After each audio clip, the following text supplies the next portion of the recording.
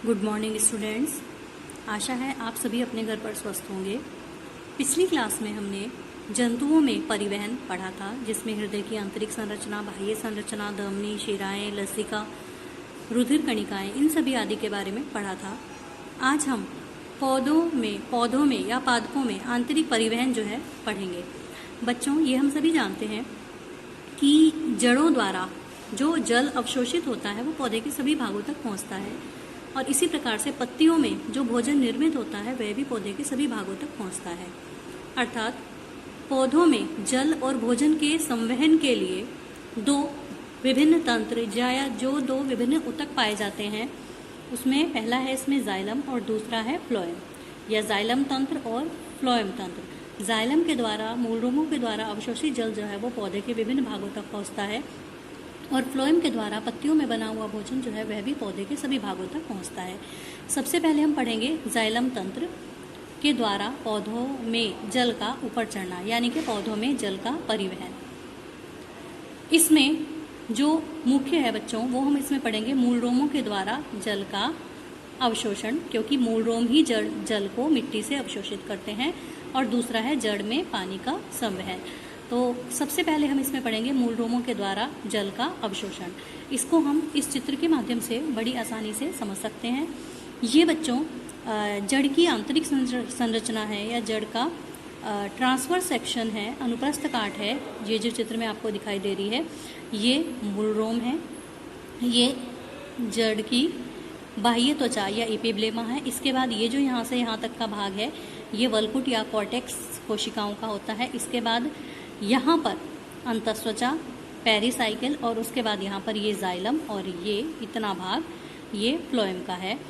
तो सबसे पहले हम यहाँ पर देखते हैं कि ये मूलरोम है, और इनके चारों तरफ क्या है बच्चों, मिट्टी के कण हैं।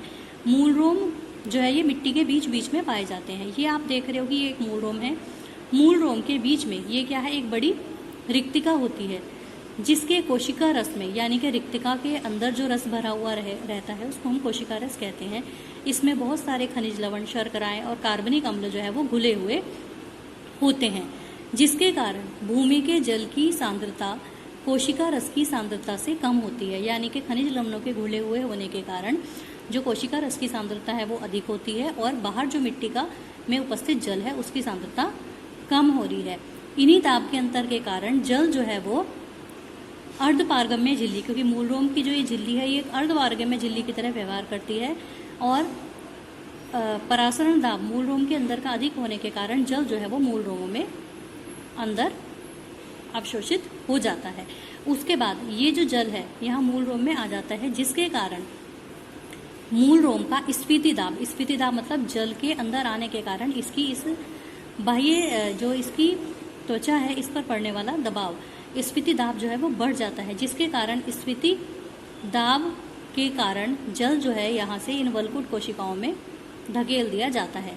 सबसे पहले ये मूलरोम के बिल्कुल समीपस्थ वल्कुट कोशिका या कॉर्टेक्स कोशिका में पहुंचता है। अब इस कोशिका में जल के आने से इस कोशिका का जो स्फीति दाब है वो क्या होगा, बढ़ जाएगा इस कोशिका की अपेक्षा। इसी दाब में अंतर के कारण जल जो है इससे इस समीपस्थ कोशिका में जाएगा।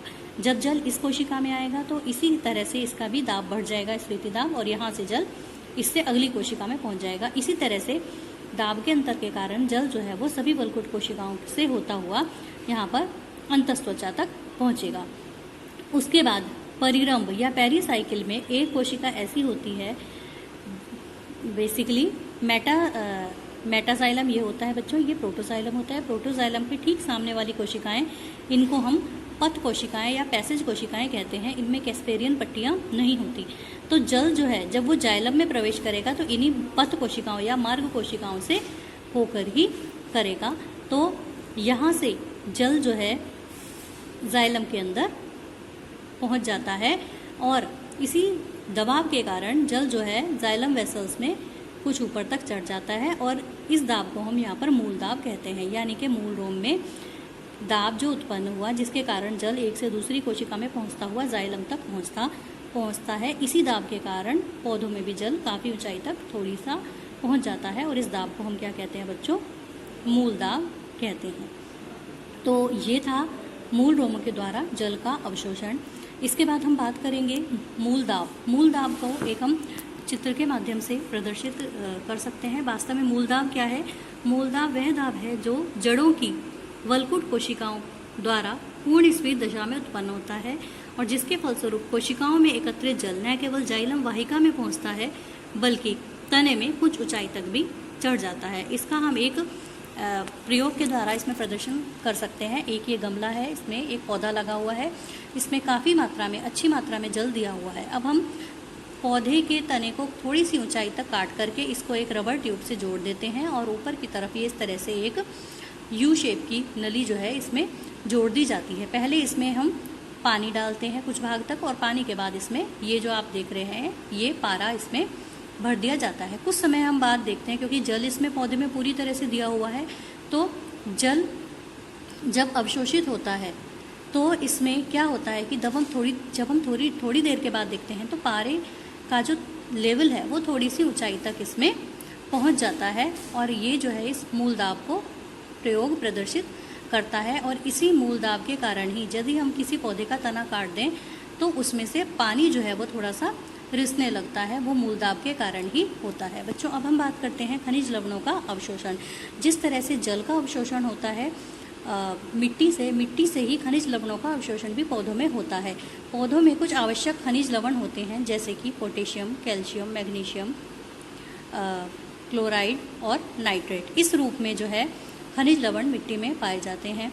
खनिज लवणों का जो अवशोषण होता है वो थोड़ा अलग प्रकार से होता है, क्योंकि ये सामान्य रूप से मूल रोमों के द्वारा अवशोषित नहीं हो पाते। इसके लिए क्या होता है, मूल रोमों की जो झिल्ली है उस पर क्या होते हैं, उस पर वाहक होते हैं। मूल रोम की झिल्ली पर क्या होते हैं, वाहक प्रोटीन होते हैं और ये जो लवण मिट्टी में पाए जाते हैं ये वाहक के साथ मिलकर एक संकर या कॉम्प्लेक्स बना देते हैं।